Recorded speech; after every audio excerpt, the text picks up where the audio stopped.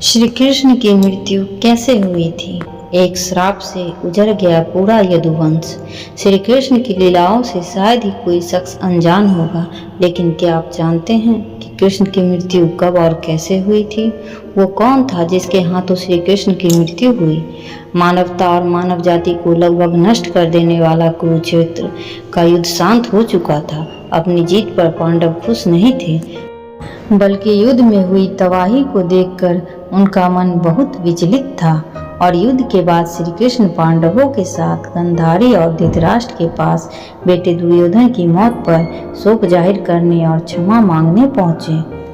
दुर्योधन का खून में लथपथ शरीर और अंधे माँ बाप की आंखों से आंसुओं की बाढ़ से पांडवों का भी दिल भर आया था।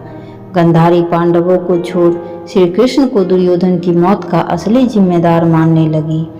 गांधारी ने श्री कृष्ण पर चीखते हुए कहा, आप द्वारकाधीश हैं, जिनकी पूजा मैंने खुद विष्णु अवतार मानकर की। क्या आप अपने किए पर जरा भी शर्मिंदा हैं?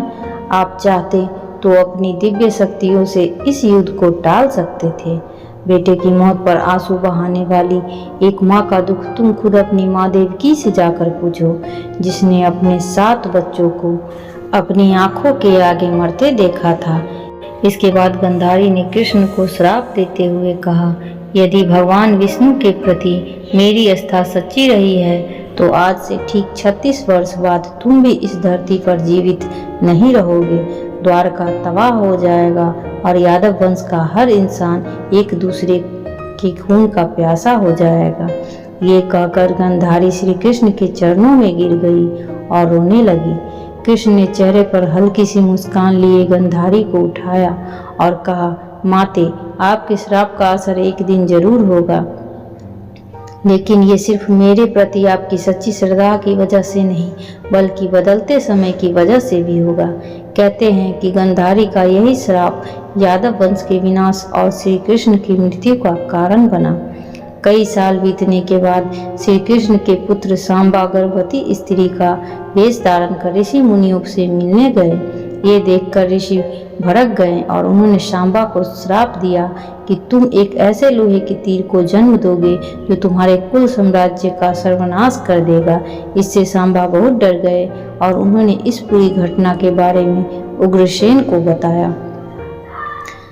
सांबा को इस श्राप से बचाने के लिए उग्रसेन ने कहा कि वो एक तीर का चूर्ण बनाकर उसे प्रभास नदी में प्रवाहित कर दे। ऐसा करने से वो श्राप मुक्त हो जाएगा। जिस इलाके में इस चूर्ण को जमा किया गया था वहाँ एक खास प्रकार की घास उगाई। ये देखकर उग्रसेन ने कहा कि यादव राज्य में किसी भी प्रकार के नशीले पदार्थों का उत्पादन और वितरण नहीं किया जाएगा।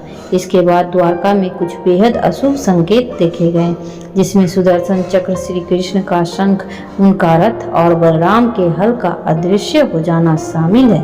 द्वारका में अपराध और पाप बढ़ने लगे थे। ये देख श्री कृष्ण परेशान हुए और उन्होंने अपनी प्रजा से प्रभास नदी के तट पर जाकर पापों का प्रायश्चित करने का आग्रह किया। द्वारकावासी वहां जाकर मदिरा के नशे में चूर एक दूसरे से लड़ने लगे। गांधारी के श्राप के अनुसार यादव वंश के सभी लोग आपस में लड़कर मर गए। इस घटना के कुछ समय बाद श्री कृष्ण एक पेड़ के नीचे योग समाधि ले रहे थे।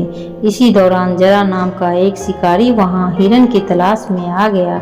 जरा ने कृष्ण के हिलते हुए पैरों को हिरण समझा और तीर चला दिया। इसके बाद शिकारी श्री कृष्ण के पास पहुंचा और अपनी गलती के लिए उनसे क्षमा मांगने लगा। तब श्री कृष्ण ने उसे सद्भावना दी और बताया कि कैसे उनकी मृत्यु निश्चित थी। श्री कृष्ण ने कहा, त्रेता युग में लोग मुझे राम के नाम से जानते थे। राम ने सुग्रीव के बड़े भाई बाली का छिपकर वध किया था। अपने पिछले जन्म की सजा उन्हें इस जन्म में मिली है। दरअसल जरा ही पिछले जन्म में बाली था। यह कहकर श्री कृष्ण ने अपने प्राण त्याग दिए। श्री कृष्ण की मृत्यु को ही कलयुग का शुरुआत माना जाता है। दोस्तों, आशा करती हूँ कि आपको यह जानकारी पसंद आई होगी। अगर यह जानकारी पसंद आई हो तो प्लीज़ वीडियो को लाइक करें और चैनल को सब्सक्राइब करना बिल्कुल ना भूलें। धन्यवाद।